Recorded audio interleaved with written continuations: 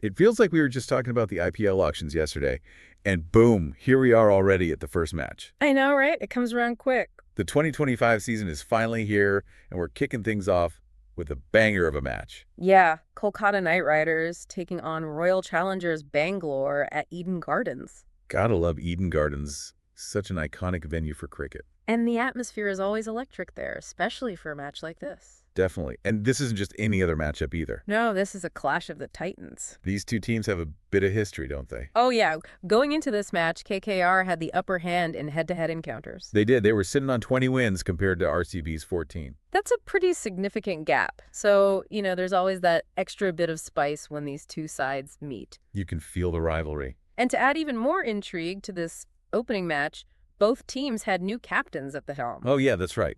Ajinkya Rahane leading KKR and Rajat Patidar captaining RCB. Exactly. Two incredibly talented players taking on the leadership roles for their respective teams. And with both squads having undergone some major changes after the mega auction, there were a lot of questions surrounding how these teams would perform under their new captains. Absolutely. Everyone was eager to see how the new combinations would gel and what kind of strategies these new leaders would bring to the table.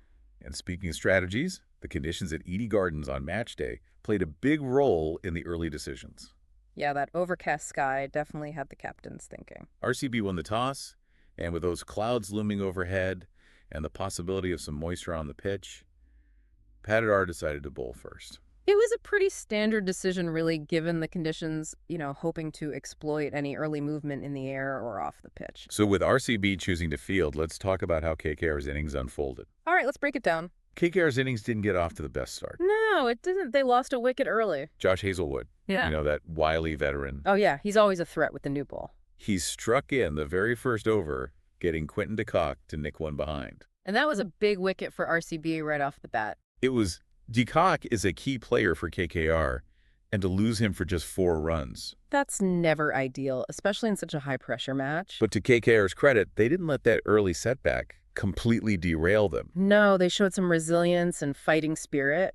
Ajinkya Rahane, the new captain, and Sunil Narine came together at the crease and decided to counterattack. Yeah, they really took the aggressive approach. What I found really interesting was Rahane's intent right from the start. Yeah, he came out swinging. He played with a lot more aggression than we've seen from him in the past. It was almost like he was making a statement. Exactly, like he was determined to lead from the front and set the tone for his team. And Narine, being the explosive player that he is, provided the perfect foil for Rahane. They complemented each other really well. And RCB's decision to go with a pace-heavy attack in those early overs might have actually played into KKR's hands a bit. It did. They seemed to enjoy facing the quicker bowlers. Yeah. And they really capitalized on any loose deliveries. And then came that 5th over, bowled by Josh Hazlewood. Oh boy, that was a turning point in the power play. Rahane absolutely went berserk in that over. He smashed AL for a boundary, a massive 6, and then another 4. It was a brutal assault, and it shifted the momentum back towards KKR.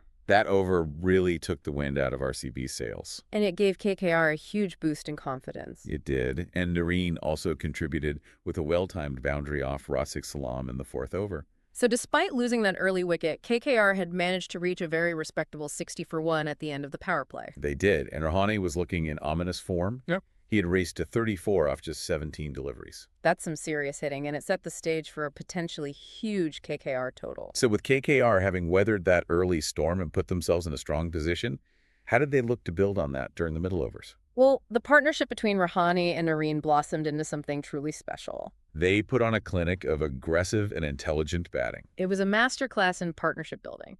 By the 10th over, KKR had reached a commanding 107 for 1, with Narine also joining in on the boundary hitting spree. He smashed Suyash Sharma for a 6 and a 4 in the 9th over, bringing his score to 44 off just 26 balls. At this stage, it seemed like nothing could stop them.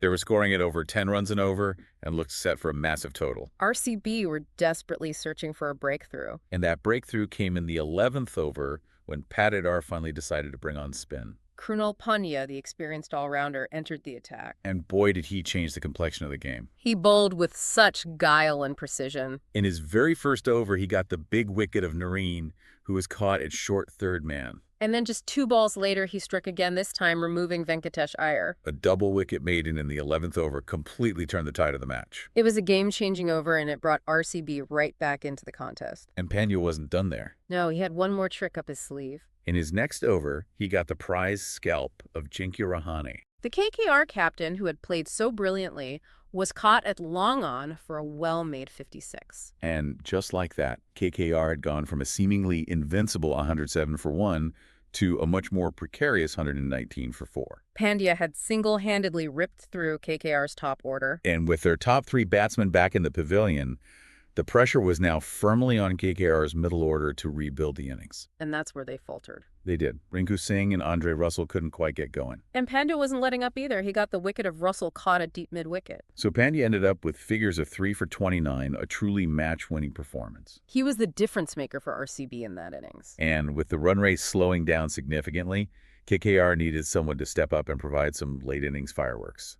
Enter Ankrish Raghuvanshi. This young batsman showed glimpses of his potential with a quick fire, 30 off 22 balls. He played some really impressive shots, including a beautiful lofted cover drive off Bhuvneshwar Kumar. But just as he was starting to look dangerous, he was dismissed, caught at cover off Yash Dayal. That wicket really put the brakes on KKR's innings.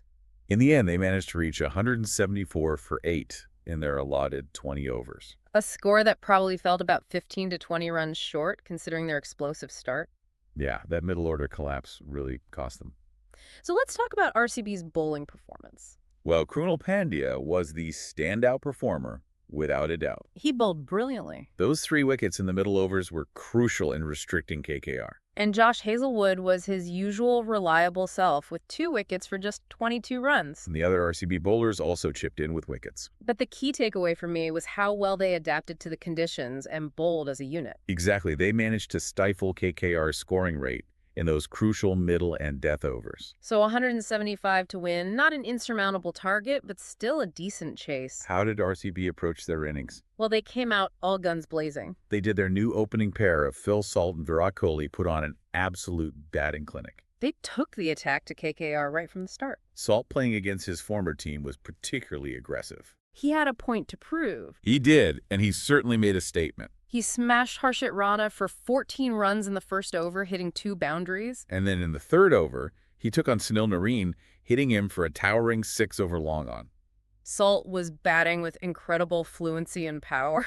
He reached 30 off just 15 balls and looked unstoppable. And Kohli at the other end played the perfect supporting role. Yeah, he rotated the strike well and kept the scoreboard ticking over. That's the beauty of having Kohli in your team. Even when he's not going berserk, he's still contributing valuable runs. Absolutely, he's the master of pacing an innings. And those two together were a nightmare for KKR's bowlers. They kept the pressure on throughout the power play. By the end of the 6th over, RCB had raced to 68 for no loss. And Salt was unbeaten on 38 off just 19 deliveries. That's a phenomenal start to a chase. They were well ahead of the required run rate, and KKR were starting to panic. And Salt continued his assault, reaching his 50 in the 8th over off just 31 balls. He was playing with supreme confidence, and KKR had no answers. But then finally KKR got the breakthrough they so desperately needed. Varun Chakravarti, their main spinner, dismissed Salt in the 9th over. Salt tried to go for another big shot but mistimed it and was caught at short 3rd man. So a brilliant innings from Salt came to an end. He scored 56 off just 31 balls. A fantastic knock that laid the foundation for RCB's chase. It did. But with the score at 95 for 1 and Kohli still at the crease, RCB were still in a commanding position. And Kohli continued to bat with his trademark composure and elegance. He brought up his 50 in the 11th over with a classy flicked 4 off Narine. 2 50s in the chase for RCB. They were cruising towards victory. And then Rajat Patidar came in and injected even more momentum into the innings. He played a quick-fire cameo, scoring 34 off just 16 balls. He really took the pressure off Kohli, allowing him to bat through to the end. But just as he was looking dangerous, Patidar was dismissed pound by Chakravarti. A bit of a soft dismissal. But the damage had already been done. Devdutt Patikal, who came in as an impact substitute for Suyash Sharma, couldn't make much of an impact. He was dismissed for just 4 runs, caught off Narine. So a couple of late wickets for KKR. But by that stage, RCB needed just 37 runs off 42 balls with Kohli and Liam Livingston at the crease. He was a mere formality at that point. Livingston finished things off in style, hitting a six off Harshit Rana and then a boundary off Spencer Johnson to secure a comfortable seven-wicket victory for RCB. They chased down the target in just 16.1 overs. A dominant performance from RCB. They outplayed KKR in all departments. So let's delve into some of the key performances that really stood out in this match. Well, for KKR, despite the loss, Ajinkya Rahane played a brilliant captain's knock. He showed great intent, and his 56 off 31 balls was crucial in setting up their innings. And Sunil Narine was also impressive with the bat. His 44 off 26 balls provided some much-needed impetus. But unfortunately for KKR, their bowlers couldn't quite match the performance of their batsmen. And for RCB, it was a real team effort. Krunal Pandya was the star of the show with his 3 wickets for 29 runs. He completely changed the game in the middle overs. Josh Hazlewood was also very economical, picking up 2 crucial wickets. And with the bat, Phil Salt was sensational. His 56 off 31 balls set the tone for the chase. Virat Kohli anchored the innings beautifully, and Rajat Patidar played a crucial cameo. It was a well-rounded performance from RCB. Now let's talk tactics. What were some of the key tactical decisions that influenced the outcome of this match? Well, from KKR's perspective, their early aggression with the bat was a double-edged sword. It worked well for them initially, but it also exposed their middle-order fragility. Once Rahane was dismissed, they struggled to rebuild the innings. And Rahane's decision to hold back his main spinners in the power play might have also backfired. Yeah, Salt and Kohli really enjoyed facing the quicker bowlers. And for RCB, Patidar's decision to introduce Pandya into the attack in the 11th over was a masterstroke. Those 3 wickets in quick succession turned the game on its head. And with the bat, RCB's approach was spot on. They were aggressive but also calculated. They paced their chase perfectly. It was a clinical performance. So the pitch at Eden Gardens played pretty true to its reputation. It did. It was a good batting surface, but as the game progressed, the spinners started to find some grip. Pandya and Chakravarthi both extracted some turn and bounce. Let's talk about those turning points in the match. Well, Pandya's double-wicket maiden in the 11th over was definitely the biggest turning point. That shifted the momentum firmly towards RCB. And Salt's 50 for RCB was also crucial.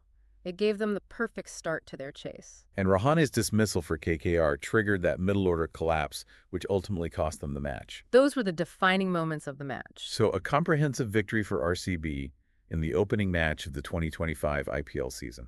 What did this win tell us about RCB?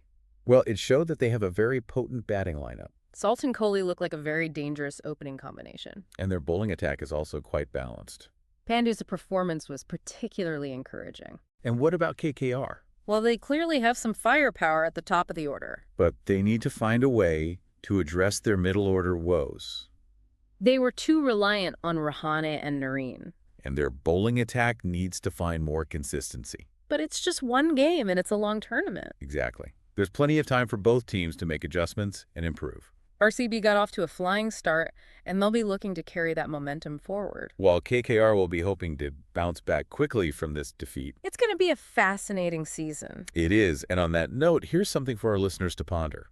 What do you think KKR needs to do to improve their middle-order batting? And how can RCB maintain their winning momentum throughout the tournament? Let us know your thoughts in the comments section below. We always love hearing from our listeners. Thanks for joining us for another deep dive. We'll be back soon with more in-depth analysis of the IPL. Until then, keep watching and keep enjoying the cricket. And as always, thanks for listening.